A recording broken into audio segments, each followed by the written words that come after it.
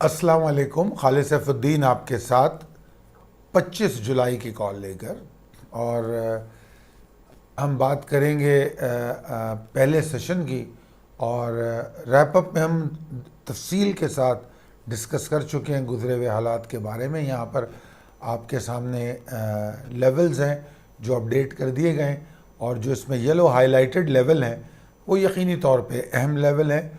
उन लेवल्स की जो ताकत है, मैं ये कह सकता हूँ कि निस्बतन दूसरे लेवल से ज़्यादा होगी। Possibilities and strategies as per technical chart. समय पहले तो आपको पता है कि मौजूदा हालात जो चल रहे हैं वो मार्केट पर असरअंदाज हो रहे हैं, तो उस चीज़ को मद्देनज़र रखते हुए हम अपनी ट्रेडिंग टेक्निक्स स्ट्रेटजीज़ बना रहे हैं। और दूसरे हम ये भी कर रहे हैं कि उस हवाले से हमारी जो मार्केट पे क्या असरात हो सकते हैं उस पर भी थोड़ी सी तवज्जो हमें देने की ज़रूरत है। बेशक हम मार्केट को टेक्निकली ट्रेड कर रहे हैं, हम उसके फंडामेंटल्स को भी देख रहे हैं, मगर हम जो ये पॉलिटिकल वॉलेटिलिटी है उसको इग्नोर नहीं कर सकते। आपको पता है कि पाकिस्तान शदीद माशी बहरान से गुज़र रहा है, और उसका वो कितना असरअंदाज है मार्केट पे वो आपके सामने है। मैं पिछली कॉलों में, पिछले हफ्ते में किसी कॉल में मैंने ये बात कही थी कि बेशक माशी बहरान अपने उरूज पर है, और हम बहुत करीब जा चुके हैं कि जहाँ से मैं कहना नहीं चाहता कि जहाँ पे बहुत शदीद डिज़ास्टर हो सकता है, मगर उसके बावजूद हमने ये देखा कि जो कॉरपोरेट रिजल्ट्स हैं हमारे पिछले इस क्वार्टर के, उससे पिछले क्वार्टर के, वो क़तई तौर पे ऐसे नहीं थे जो हमें कोई बहुत बड़ी मंदी का गुमान दें। नहीं, ऐसा नहीं है। मार्केट में कॉरपोरेशंस की परफॉर्मेंस ठीक है, अच्छी हैं, फेयर इनफ। वॉल्यूम्स की कमी है, तो वॉल्यूम्स की कमी होना इसमें मेरे हिसाब से यकीनन ये वॉल्यूम्स का मार्केट में कम होना मेरे हिसाब से गवर्नेंस का इशू है। इसके लिए रोड शोज़ होने चाहिए, अवेयरनेस प्रोग्राम होने चाहिए। जिस तरह मैं अपनी कॉल में बहुत सारी बातें आप लोगों को बताता हूँ, सिखाता हूँ, समझाने की कोशिश करता हूँ, ये तमाम चीज़ें इदारों को करनी चाहिए, चाहे वो स्टॉक एक्सचेंज हो या हमारे जो फाइनेंस मिनिस्ट्री होती है उसको ऐसे प्रोग्राम करने चाहिए, इंगेज करना चाहिए लोगों को। और ख़ास तौर पे यूनिवर्सिटी लेवल के जो हमारे बच्चे हैं उनको ज़रूर इंगेज करना चाहिए ताकि वो इसको सही तौर पे प्रेजेंट कर सकें आने वाले दिनों में। एनीवेज, तो जनाब जो इलेक्शन के नतीजा आया, रैप अप जब कॉल आपको भेजी गई थी उस वक्त तक तो वो नहीं हुआ था इलेक्शन। तो इलेक्शन का जो नतीजा आया वो ऐसा अजीब व गरीब नतीजा है कि वो आया भी है और उसको लोग सेलिब्रेट भी नहीं कर पा रहे। एक अजीब सी बात है। इसमें कोई दो राय नहीं कि अगर सीधा इलेक्शन शहबाज शरीफ साहब जीत जाते तो मार्केट के लिए किसी हद तक ये पॉजिटिव होता, एक शॉर्ट जुज़वी वक्ती पॉजिटिव होता, जुज़वी वक्ती। वरना मैं अगर मुझसे कोई पूछता तो मैं उसको ये कहता कि परवेज़ इलाही साहब का जीतना मार्केट के लिए नेगेटिव है और हमज़ा शहबाज का जीतना मार्केट के लिए न्यूट्रल है, पॉजिटिव नहीं है, बुलिश नहीं है, न्यूट्रल है। न्यूट्रल क्यों? इसलिए कि जो इस वक्त मौजूदा हुकूमत है वो ऑलरेडी पीडीएम की है, और पीडीएम इस माशी बहरान को से गुज़र रही है और उसको दूर करने की अपनी सी कोशिश कर रही है, जिस पर अभी तक वो कामयाब नहीं हो सकी है। तो अगर ये रहते तो वो तसलसल बरकरार रहता, उसकी कोशिशें जो वो जितनी भी वो कर रहे हैं वो तसलसल रहता। मगर अगर ये हुकूमत चली जाती है, परवेज़ इलाही साहब आते हैं, तो प्रोविंसेस और फेडरेशन में एक तनाव की कैफियत पैदा हो सकती है। अल्लाह करे कि इतनी समझ हो आने वाले चीफ मिनिस्टर को, चाहे वो परवेज़ इलाही हों, कि वो इस बात को समझे और माशी बहरानों को समझते हुए वो और फेडरल मिलकर हिकमत अमली बनाए माशी बहरान से मुल्क को बाहर निकालने के लिए। बहरहाल आगे चलते हैं। तो अब सूरत हाल में ये है कि पीर को हेयरिंग है, नतीजा आना है। अब इस नतीजे को लेकर और हमजा साहब की जीत को लेकर कोई स्पेकुलेशन मार्केट में हो सकती है, ठीक है। अब अगर ये स्पेकुलेशन होती है तो हम कहाँ खड़े होंगे? हम बहर सूरत मार्केट की जो मंदी का रुझान है उसको इग्नोर नहीं करेंगे। मार्केट 40,000 टेस्ट कर चुकी है, तोड़ चुकी है, तो हम इसको इग्नोर नहीं करेंगे, क्योंकि जुमेरात को मार्केट 40,000 के नीचे क्लोज हुई, ठीक है। जुमे को मार्केट 40,000 का ज़रा सा ऊपर क्लोज हुई है। अगर अभी मार्केट 40,000 के नीचे सस्टेन करती है, ट्रेड करती है, तो हम एक बड़े डिज़ास्टर की तरफ जा रहे हैं। मतलब बड़े डिज़ास्टर से मेरी मुराद ये है कि बियर्स के लिए 2,000 पॉइंट कोई बड़ी बात नहीं है, 1,500 से 2,000 पॉइंट कोई बड़ी बात नहीं है।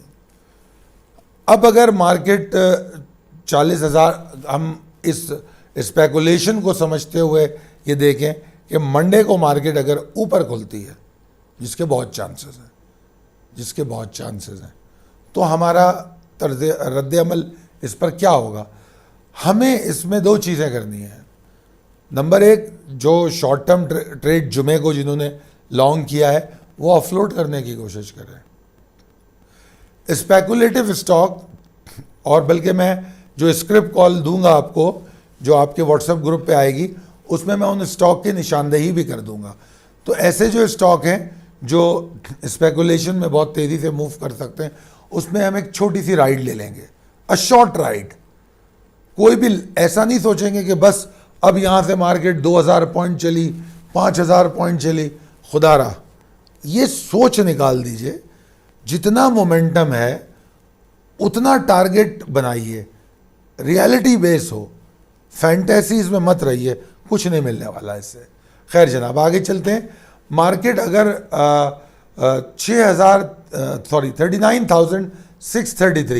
39,633 को तोड़ देती है तो मार्केट में मंदी का रुझान बढ़ जाएगा, एग्रेशन होगा, पैनिक सेलिंग हो सकती है। 40,000 के नीचे तो डिप्रेशन मौजूद है, 39,633 के नीचे एग्रेशन मौजूद है। Aggression which may attract for traders for panic selling, और अगर पैनिक सेलिंग होती है तो 700-800 पॉइंट कोई बड़ी बात नहीं है, ठीक है। अभी जो मौजूदा सूरत हाल है उसमें तो ऐसा लगता है कि मार्केट शायद आपको एक्साइटिंग आगाज दे, खुले और ऊपर जाए, ऐन मुमकिन है। अगर ऐसा होता है तो आपने उसका चारा नहीं बनना। अगर आप इतने डेयरिंग ट्रेडर हैं तो ठीक है, हम आपको स्टॉप लॉसेस देंगे स्क्रिप्ट कॉल में, वो स्टॉप लॉसेस के साथ आप एंट्री लीजिए और जाइए ट्रेड कीजिए। बाहर सूरत मेरा जो रिकमेंडेशन है वो ये है कि जिन्होंने एक्यूमुलेट किया हुआ है वो भी स्लोली करके अपना माल बेचें, 30% माल बेच दें, और जो लोग शॉर्ट करते हैं वो शॉर्ट ऑन स्ट्रेंथ करें। अगर आपने जुम्मे को भी शॉर्ट किया है तो भी कोई मसला नहीं है, हाई पे ही किया है ना, क्योंकि जुम्मे को भी शॉर्ट ऑन स्ट्रेंथ था। तो जुम्मे को अगर आपने हाई पे शॉर्ट किया है और कल वो थोड़ा और ऊपर जाता है तो कोई बड़ी बात नहीं है, कोई बड़ी बात नहीं है। क्यों बड़ी बात नहीं है? क्योंकि बुल्स मतलब बेहतर एफर्ट्स कर ही नहीं सकते जब तक 41,052 का जो एरिया है, 41,000 और 41,052 का एरिया, उसके ऊपर सस्टेन ना करें। और आपको पता है वो यहाँ से 1,000 पॉइंट की दूरी पर है, ठीक है। और पीर की हेयरिंग में आई डाउट कि कोई डिसीजन आए, हो सकता है 2-4 दिन फैसला आगे बढ़े, हेयरिंग्स चलती जाएं, मार्केट को परेशान रखेंगे इन्वेस्टर कंसर्न यही होगा, पता नहीं क्या नतीजा आता है।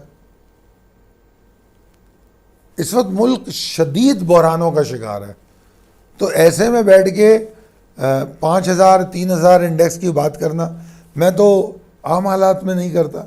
हमेशा रियलिटी बेस जितना मोमेंटम होता है उतना ही टारगेट देता हूँ। अभी भी मैं यही कह रहा हूँ। इवन 40,670 इसके ऊपर भी मार्केट खड़ी हो जाए तो भी बुलिश नहीं हो रही मार्केट, बुलिश नहीं हो रही। तो लिहाजा जो लोग स्प्लिट सेलिंग थोड़ा थोड़ा शॉर्ट करेंगे, they will be the winners, वो विनर्स होंगे। लॉन्ग का मशवरा मैं अभी नहीं दूंगा। हाँ, जो एक्यूमुलेशन वाली लॉन्ग है उसके लिए तो मैं कहूँगा कि वो बेशक प्री ओपन में भी नीचे माल लगाएं, क्योंकि आप नहीं कह सकते कि मार्केट नीचे खुल के ऊपर जाए और फिर नीचे आए, यू नेवर नो। क्योंकि जो प्री ओपन की जो ओपनिंग होती है, वो जो वीकेंड पे आप लोगों ने व्हाट्सएप पे बड़ी गुफ्तगू की है, बहुत सारी बातें की हैं, वो उनको प्लस माइनस करती है। कुछ लोग ये सोच के आते हैं कि तेज़ी होगी, कुछ लोग ये सोच के आते हैं नहीं जी मंदी होगी, कोई बेच रहा है कोई ख़रीद रहा है, सारे सौदे एक साथ जब टकराते हैं तो मार्केट ऐसे ऐसे हो सकती है। तो लिहाजा उसमें आपको माल मिल भी सकता है, ऊपर बेचना है तो बिक भी सकता है, उसका फ़ायदा उठा लीजिए। ठीक है जी। तो 40,670 636 का जो लेवल है उसके ऊपर भी मैं बुलिश नहीं हूँ। तो ये बोलने का मतलब ये है कि इन रेजिस्टेंसेस पे मैं शॉर्ट के बारे में सोचूंगा, लॉन्ग के बारे में नहीं सोचूंगा। और 40,000 के नीचे तो डेफिनेटली मार्केट बहुत बुरी है, बेयरिश है। और ये जो हम 40,600 और अभी जो करंट मोमेंटम है वो 40,295 तक मुझे नज़र आता है, यानी कि इससे ऊपर मुझे मार्केट नज़र नहीं आ रही। अब स्पेकुलेटर उसको 700 पॉइंट ले जाए, आई डोंट केयर। जो मार्केट का टेक्निकली मोमेंटम है वो 40,295 से ऊपर मुझे नज़र नहीं आता एज पर दी फ्राइडे क्लोजिंग। ठीक है, तो अगर ऊपर जाएगा तो मैं उसका एडवांटेज लूँगा। स्टेबिलिटी होगी मार्केट में तो फिर बात कंसिस्टेंसी, स्टेबिलिटी होगी तो मार्केट फिर आगे जाएगी। खैर बहरहाल तो ये सूरत हाल है। हम और अगर कोई कंफर्टेबल नहीं फील करता शॉर्ट करने में, ना करे शॉर्ट, बिल्कुल ना करे। इसीलिए तो मैंने कहा अपना एक्यूमुलेटेड स्टॉक भी बेच सकते हैं, और अगर नहीं शॉर्ट करना कोई बात नहीं, मार्केट से दूर रहें। वेवी मार्केट में आपको कुछ नहीं मिलने वाला। अक्सर एक जुमला मैं कहता हूँ कि कुछ नहीं, मार्केट का कुछ नहीं जाता, जाता तो हमारा है, मार्केट तो वहीं रहती है। मेरी पैदाइश से पहले भी stock exchange, Karachi stock exchange मौजूद था, अल्हम्दुलिल्लाह अब भी मौजूद है और इंशाल्लाह मेरे बाद भी रहेगा। तो मैं नहीं रहूँगा, ये तो रहेगा। तो लिहाजा फिर किस बात की परेशानी है यार, फ़ानी चीज़ तो हम है और हमारी इन्वेस्टमेंट है, स्टॉक एक्सचेंज थोड़ी कहीं जा रहा है। ठीक है ना। तो लिहाजा अपनी इन्वेस्टमेंट की कदर कीजिए, बड़ी मेहनत से कमाया हुआ पैसा है। और ये ऐसे हालात में जब इतनी महंगाई, इन्फ्लेशन और माशी बदतरीन माशी बहरान का शिकार है पाकिस्तान, ऐसी सूरत में आप इस किस्म के रिस्क लें, अच्छी चीज़ नहीं है। और दूसरी अहम बात यह कि मैं पहले भी कई दफ़ा कह चुका हूँ कि ऐसे हालात में, मार्केट में जब ऐसे हालात होते हैं तो बेहतरीन टाइम होता है कि बजाय बैठ के अफसोस करें या व्हाट्सएप पे अपने गम गलत करें, उससे बेहतर है कि हम अपनी एबिलिटीज़ और स्किल्स को इन्हेंस करें। बेहतरीन काम होता है ये। और खुशखबरी ये है कि जो इस्लामाबाद और रावलपिंडी के लोग हैं उनके लिए, क्योंकि हमारे पास कुछ इस्लामाबाद और रावलपिंडी के कुछ लोगों ने हमसे रिक्वेस्ट की है, तो हम ट्रेडिंग कोर्स प्लान कर रहे हैं अगले हफ्ते के लिए। जो इस्लामाबाद और रावलपिंडी के लोग इसमें हिस्सा लेना चाहते हैं तो उसके लिए हम इस्लामाबाद आएंगे और हम ये प्रोग्राम भी करेंगे। और इंशाअल्लाह ताला आपको चाहे स्टॉक ट्रेडिंग हो, forex, commodities, Pakistan mercantile exchange, पिछले कई महीनों से मैं ये बात बताता रहा कि ऐसे हालात होंगे। कितने दिन ऐसे गुजरे, कई दफ़ा हमने कोई इंट्राडे ट्रेड नहीं किया, इंट्राडे ट्रेड को हमने चेंज किया बैकफुट पे, और हमने कहा कि हम अपनी जो शॉर्ट टर्म ट्रेड है जो हम 1 दिन में करते थे अब हम 3 दिन में करेंगे, 2 दिन में करेंगे। तो आप देखें इन हालात में डाइवर्सिफिकेशन हो। अगर आपका मर्केंटाइल एक्सचेंज में 2 लाख रुपए का भी अकाउंट हो, 2 लाख रुपए का, you can comfortably trade, comfortably इतना मार्जिन आपके पास वहां होता है। तो सोचिएगा इस बारे में। पीटीआई और पीडीएम के जो झगड़े हैं उसका असर इंटरनेशनल मार्केट पे नहीं पड़ता, ये बात मेरी याद रखिए। फॉरेक्स मार्केट पे नहीं पड़ता। इस वजह से मैंने आप लोगों को रिकमेंड किया था, क्योंकि पाकिस्तान में सियासी अदम इस्तेहकाम आता हुआ नज़र आ रहा था, मौशी बहरान नज़र आ रहा था, महंगाई तो पूरी दुनिया में बढ़ी। क्या यूएस ने इंटरेस्ट रेट नहीं बढ़ाया? क्या यूएस परेशान नहीं है पेट्रोल प्राइस से? सब परेशान है। मगर जो मुआशी बहरान हमारे पास है, क्या इंडिया के पास है? क्या इंडिया बैंकरप्ट हो रहा है? हो सकता है। और हमारे पास इदारों को ना ही सियासतदानों को इसका कोई अफसोस है। वो अपनी ज़ाती लड़ाई लड़ रहे हैं, खुदारा उसका हिस्सा आप ना बने, बिल्कुल ना बने। अपने लिए सोचें, अपनी स्किल एनहेंस करें। अगर आप चाहेंगे तो मर्केंटाइल एक्सचेंज और में भी आप अकाउंट खोल सकते हैं। हमारा नंबर है 0345619043।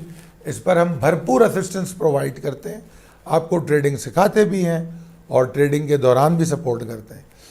तो बहरहाल जो लोग इस्लामाबाद का ये प्रोग्राम अटेंड करना चाहें ज़रूर अटेंड करें। मार्केट का मैंने आपको बता दिया कि अगर मार्केट सुबह एक्साइटमेंट के साथ खुलती है, जाने दें ऊपर, ऊपर जाके शॉर्ट करेंगे। जो डेयरिंग ट्रेडर हैं उनको मैं व्हाट्सएप पर स्क्रिप्ट कॉल दूंगा और उसमें मैं कुछ आपको मार्केट के साथ बाय करने की कॉलें भी दूंगा। वो उनके लिए होंगी जो लोग डेयरिंग ट्रेडर होंगे, जो फौरी तौर पे मार्केट से निकलने की अहलियत रखते हैं। हर एक के बस की बात नहीं होती। 400 पॉइंट ऊपर चले जाए मार्केट तो जैसे ही ऊपर जाने लगती है माल बेच देते हैं। 500 पॉइंट 1000 पॉइंट नीचे चले जाए तो उम्मीदें लेके रख लेते हैं माल के, नहीं अब ठीक हो जाएगी, बस अब ठीक हो जाएगी, बस अब ठीक हो जाएगी। पिछले दिनों मैंने जिक्र किया था कि मार्केट अगर ऊपर जाती है 200-400 पॉइंट मेरे लिए अहम नहीं है। पिछले वीक की कॉलें आप ज़रा सुनिएगा किस किस तरह आपको अलर्ट किया। बहरहाल अपनी इन्वेस्टमेंट की हिफाजत कीजिए और दुआ करूँगा कि अल्लाह ताला आपको कामयाब ट्रेड करने का मौका दे और आप में ये एबिलिटी और स्किल डेवलप हो। बहुत शुक्रिया। अल्लाह हाफ़िज़।